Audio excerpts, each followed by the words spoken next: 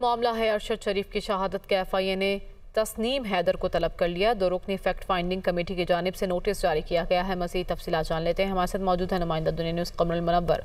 कमर, आगाह कीजिएगा।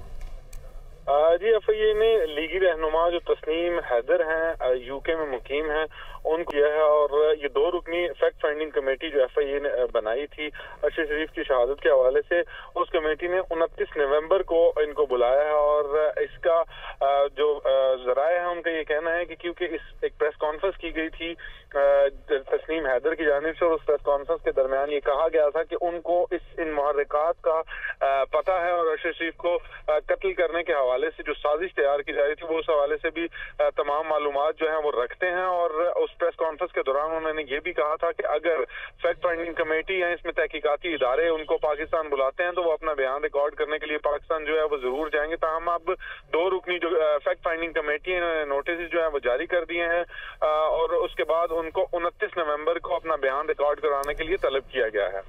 जी, बहुत शुक्रिया कमर, आपने अपडेट किया।